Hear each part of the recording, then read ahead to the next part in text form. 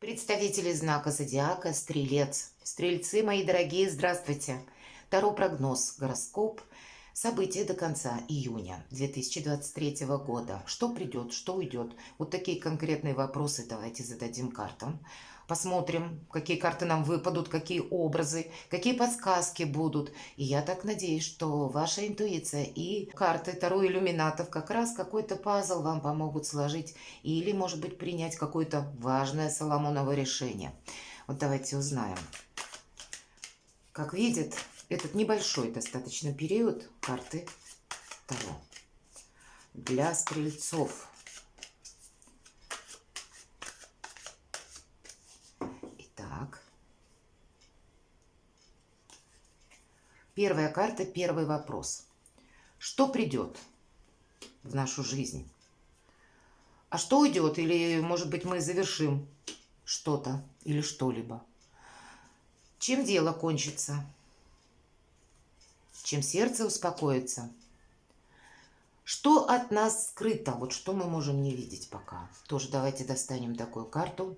И 3 карты как события сами по себе. В эти 10 дней. Может быть 3 события, а может быть одно какое-то. Итак, что же придет? И даже если вы чувствуете себя сейчас, знаете, в каком-то подъеме, или у меня много сил, я готов сразу несколько дел выполнять, или быть где-то в этом режиме многозадачности, так или иначе, как угодно это называйте, но карта призывает нас уделить себе внимание отдыху, режим труда и отдыха, как будто, когда выпадает десятка жезлов, совершенно необходим. Да, нам карта говорит, хватит сил дотянуть эти 10 жезлов, но вопрос целесообразности. И если мы немножко с вами вглядимся в эту карту, обратите внимание, прилично одетый человек, понурившись, его согнуло бедного под этими 10 жезлами, и он уже не видит горизонт, он смотрит только в землю. Он не видит никаких-то ориентиров, он не видит самой обстановки, которая вокруг него, потому что он себе как будто говорит, даже на карте это можно прочувствовать, я должен донести эти 10 жезлов до этой башни. А между тем, если бы хотя бы себе он взял какую-то и дал возможность отдохнуть, или бросил бы эти 10 жезлов и подумал, дай-ка я оглянусь. Наверняка он увидел бы эту облезлую башню и задался вопросом, а так ли уж мне надо было туда тащить эту тяжесть? Вот это в значении, а надо ли? Поэтому, с одной стороны, как минимум что-то дать себе отдых и подумать про целесообразность, есть ли смысл включаться и решать все вопросы, это стоит.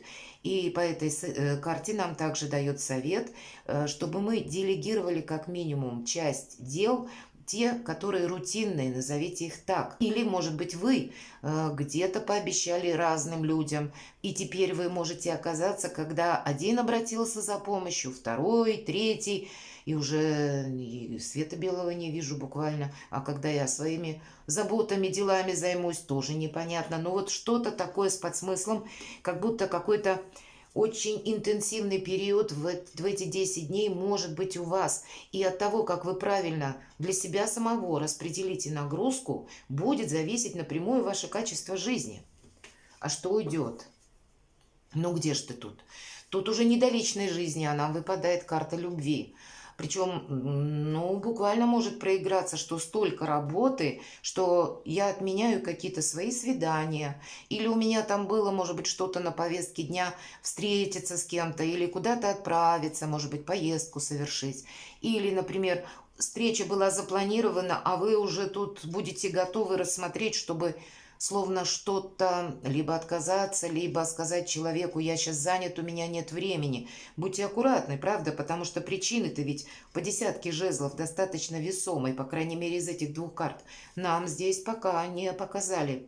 У кого-то, конечно, может проиграться, что какие-то отношения меня уже измотали, потому что есть, может быть, такой конкретный человек, который из близких людей, все-таки у нас по карте любви, ну, здесь больше про любовь и отношения в паре или в вашей паре, даже если нет на неоформленные отношения, все же двое показаны. Ну, кто знает, вот какая-то любовь к ближнему может проиграться.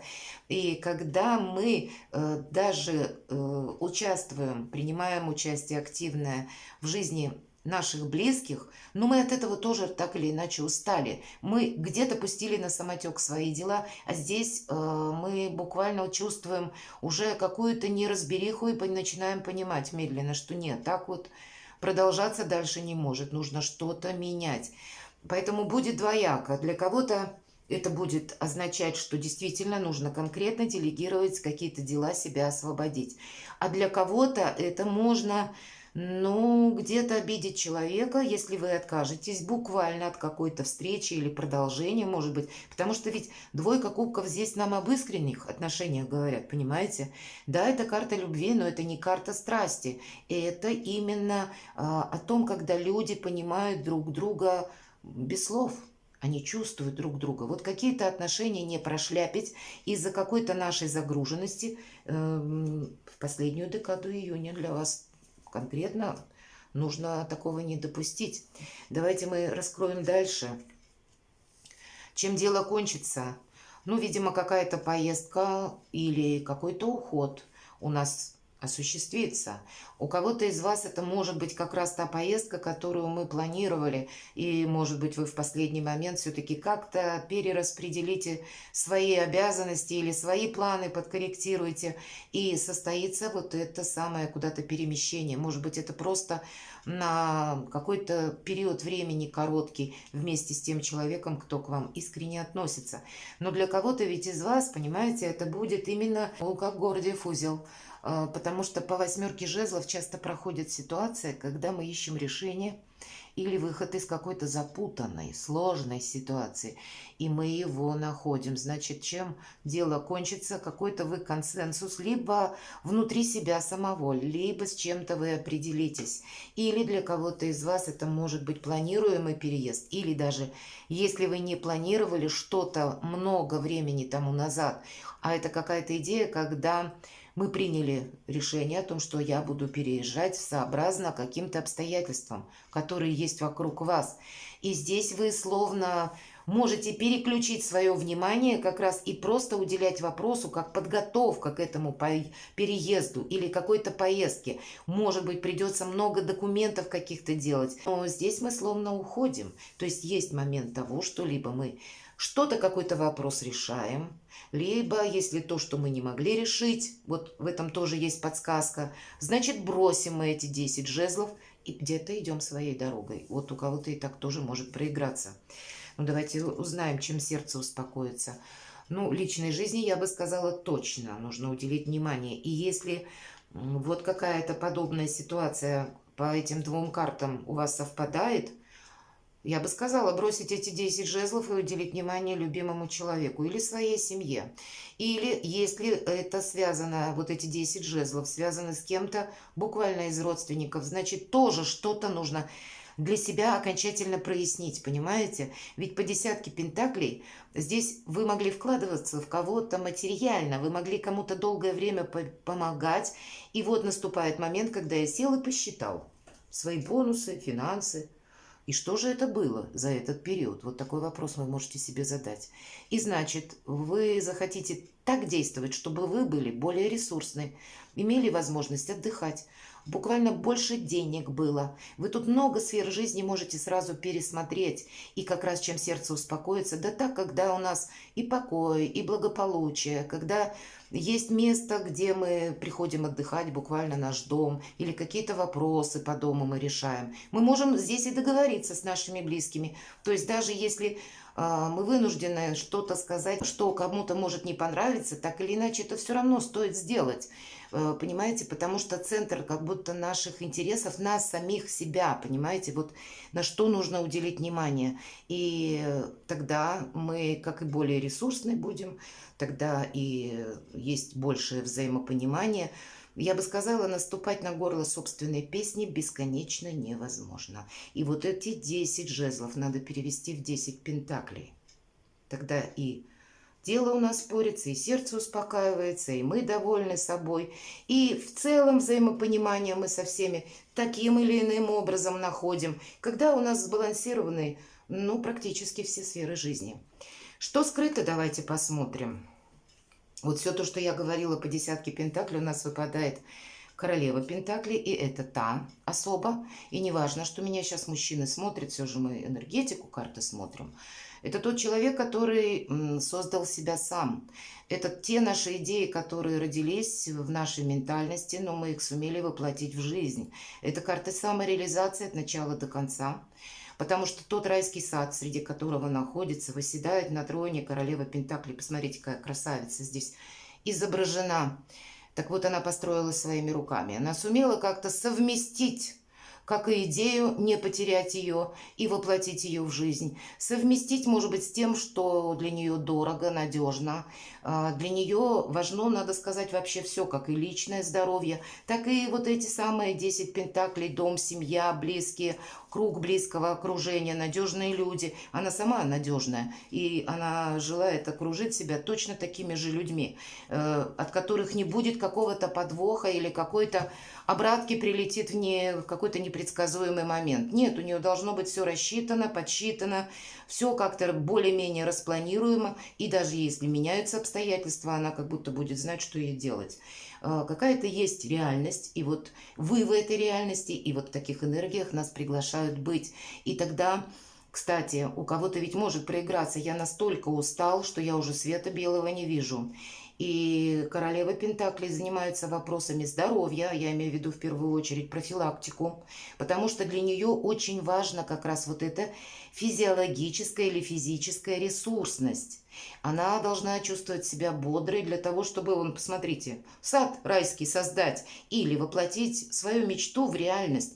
И поэтому здесь проходят как вопросы нашего отдыха, так и восстановления сил, так и поддержания здоровья. Вопросы имиджа сразу же проходят и внешнего вида. Вот этому всему нужно уделить внимание. Мои дорогие стрельцы, вот себя поставить на первое место и все. По крайней мере, в эти 10 дней не такой большой период. Или себя как-то увидеть по-другому. К вам могут многие обращаться. Вы люди-оптимисты. Могут, так, знаете, словно заряжаться вашей энергией. А вы можете быть уже обесточены где-то. Поэтому распределите правильно. Для кого-то это может быть и встреча с таким человеком. Это у нас стихия Земли, это Телец, Дева, Козерог. Может быть, есть взаимодействие с этим человеком. И что скрыто, нет никакого подвоха, есть какая-то стабильность тогда. Или, может быть, человек рожден, имеет асцендент, точнее, вот в этих знаках. Или сам по себе человек, который создал себя сам. И это можно сказать, что где-то тоже как пример для того, чтобы мы создали себя сами. Вот правильно распределили где-то силы и все то, что я перечислила. Давайте посмотрим, каковы же события.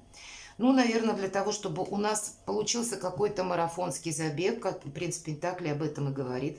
Хотя у кого-то это может быть дела, которые связаны с вашими детьми. Или ваш ребенок, может быть, подросший, имеет какой-то проект, вы в этом проекте, может быть, тоже участвовали, может быть, это учеба, ну или что-то другое.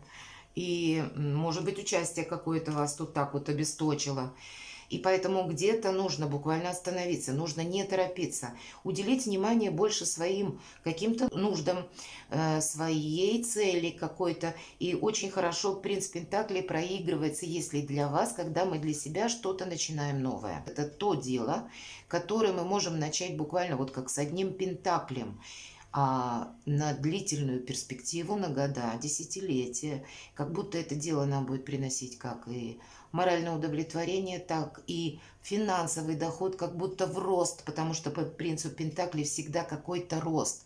Но это и еще и может быть какое-то предложение, которое тоже имеет перспективу. Мы с чем-то явно должны будем определиться, и карта нам говорит: ты, главное, не спеши. Принцесса жезлов, и надо сказать, это ваша огненная энергия. И словно, да, вот плащ, повторюсь, в этой колоде цвета имеют значение. Это тоже символика своего рода. И нам показана принцесса, которая в зеленых одеждах. То есть мы должны заботиться о своей ресурсности. Это и как и здоровье, тут и бодрость, и чтобы сил у нас на все где-то хватило, кстати. А не то, что вот дорогие одежды, ну посмотрите, синие, то есть буквально есть какая-то усталость, понимаете? И если мы говорим про цвета, это ведь активность какая-то. В этой карте принцесса жезлов, словно красный плащ, делится на две части. И нам говорят, шла куда-то принцесса, но остановилась в последний момент и решила, нет, дай-ка я остановлюсь и подумаю. И белая вуаль, которая развивается вокруг головы, как раз о помыслах, чистоте помыслов и о том, что мы должны быть честны сами с собой. Сразу в двух направлениях она пойти не может. Нужно определиться. И вот как раз она для этого останавливается. Может быть, что-то просчитать математически или что-то, вот принять какое-то важное решение.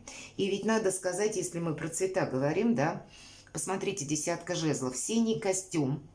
И где у нас изображен красный цвет? Ободок какой-то у берета. То есть действия какие-то есть у человека, которые он планирует, но не в большом количестве, потому что больше синего цвета, тяжести буквально, как будто сверху что-то давит, груз каких-то непосильных забот или какой-то изматывающей ситуации, или когда мы, ну, что-то долгое время делаем. Красный цвет есть в области живота. И, как известно, живот – это жизнь, да, ну, если так по словам пойти, откуда семантика слова у нас появилась. То есть, в принципе, у нас правильно наши жизненные силы распределить.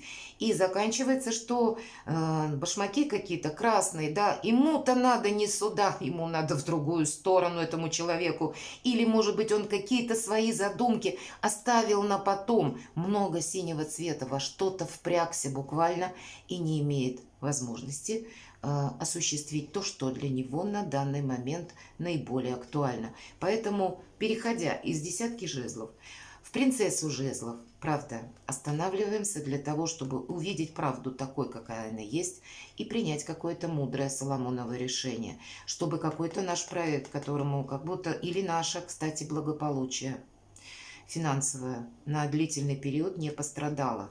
Нам придется, видимо, с учетом короля кубков быть в двух энергиях. Хотя для кого-то это может быть, правда, вопросы вашей семьи, близких людей проиграться, или ваших супругов, или пары. Кубковые карты двора, королева, король, здесь не важно, опять же, кто меня смотрит, девушки, женщины, мужчины. Энергетика, мы рассматриваем ее, о наших близких говорят. И что отличает короля кубков? Он умеет быть одновременно в двух энергиях. Он, первое, лоялен к миру, то есть он не провоцирует никогда никакой конфликт. Его задача, он уйдет от этого конфликта. Поэтому вот это, что нужно нам учесть. С другой стороны, есть какие-то эмоции. Вот то теплое, то, что он прячет в кубке, это искренние отношения. Как вас кому-то, так и кого-либо к вам. Но если он занят решением каких-то конкретных вопросов, материальных, или то, что у него стоит на повестке дня, он словно умеет отключить эмоции. Он их спрячет в этот кубок до поры до времени. И достанет ровно тогда, когда эмоции нужны. Он умеет правильно видеть ситуацию, понимаете?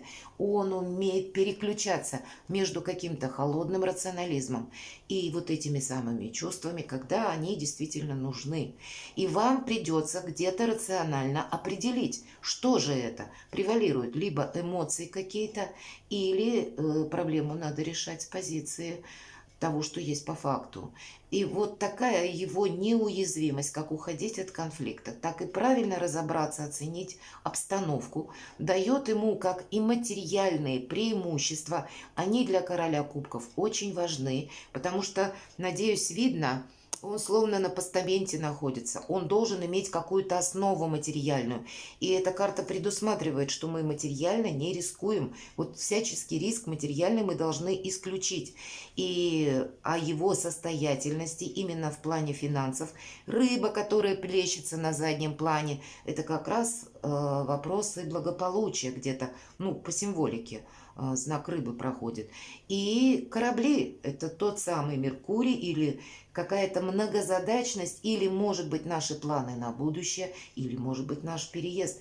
Чего бы ни касалось у нас, переключаясь между двумя энергиями, между рациональностью, ну и там, где нужно чувство, мы сумеем, да практически все. В этом король кубков очень похож по энергетике на карту мага. Он умеет правильно взаимодействовать со стихиями. И пусть этих стихий две, но он в себе не сомневается. Перекладывайте на себя, мои дорогие стрельцы. Прекрасный период времени, кстати, уделить внимание самому себе. И на самом деле мы себя часто откладываем на потом. Вот это потом. Вот сначала я вот ей или ему помогу, или решу вот этот вопрос. А вот потом я буду отдыхать. Вот нет, тут надо совсем наоборот. Бросить эти 10 жезлов. И что-то для себя хорошее сделать. Как минимум отдохнуть. Перекладывайте на себя, мои дорогие, и будьте счастливы и любимы всегда.